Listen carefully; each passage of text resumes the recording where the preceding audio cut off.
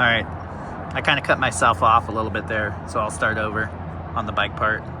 I was running Bontrager Barbagazzis. They're fast rolling tires. They're really light. I did put grip studs in them, as you can see. I went from 44 to 88 this year because the stud pattern I had last year just kind of was almost useless. This year, this was pretty nice. It worked really well for me.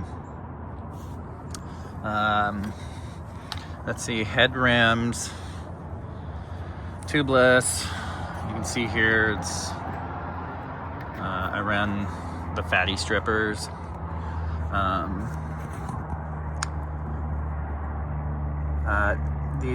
I bought these, they were fat, the company was still known as Fatback, but of course those are Corvus Cycles, Alaska Edition SL hubs. Have your favorite local bike shop winterize them and they will roll really fast. I've been running Hope brakes for a while. This year I did make some changes. I stuck with the X2 2-piston caliper, but I went to a Tech 4 lever. I also run 180 mil rotors, and they're the thicker versions. I'm really happy with that setup. Like, it feels like a mountain bike, which is pretty rad. Drivetrain, I'm running the SRAM Eagle X01 1052 cassette. I have a Kogel Colossus pulley cage, which that's just total nerdery. Yeah, I'm just trying to get those last tenths of a watt. Let's see here. Move up to the cockpit. This is just like an Amazon accessory bar. This is like skateboard deck tape. It keeps stuff from moving. Specifically, like my GPS mount bounces around. This is where I had my tracker. This is my light mount. It was a good setup.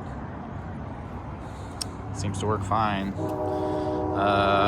These are the original Expedition Pogies, and this year I did not run the fleece liner because it just wasn't that cold.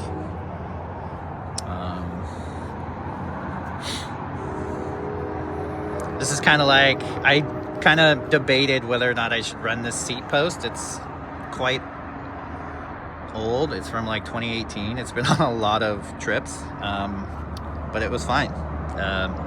This was like kind of like Greg's attempt at kind of vibration reduction. I don't know, it just looks good too. SQ-Lab seat. This one's nice, like it's got some flex to it. It's pretty nice on the bottom. I like it for fat bike riding. Let's see here. What else do we have? 32 chain ring, 170 mil cranks. Let's go look at the storage here.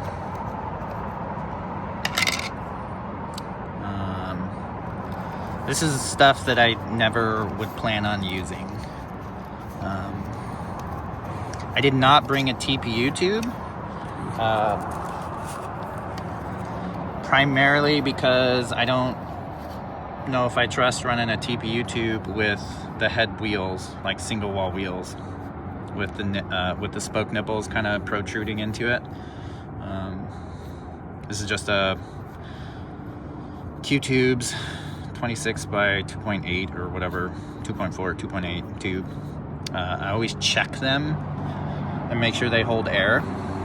And this one does. It's a good tube. Let's see here.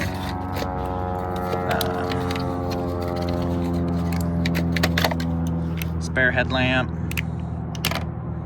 Didn't need it.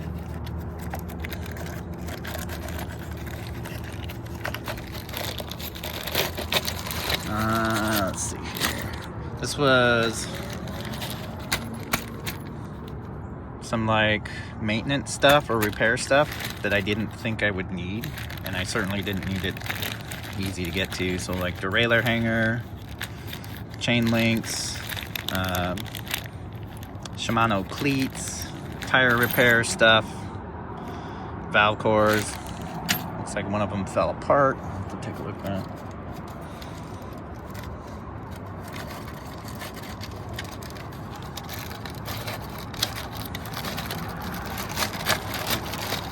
Let's see here. Fire starter, another lighter, some contacts, some first aid stuff. Again, this is stuff that I don't really plan on needing. If I have it, just in case. And I think that was it.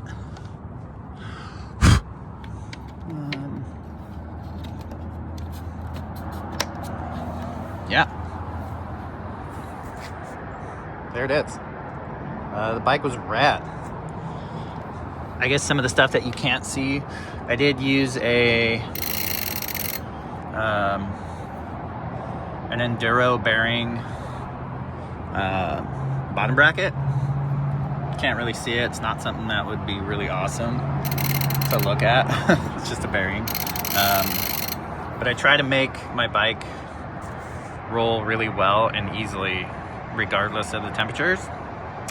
Like always, the guys at my shop did a great job at Speedway. So yeah, there it is. She looks good. I'm excited to put the dropper post back on and go ride my bike again.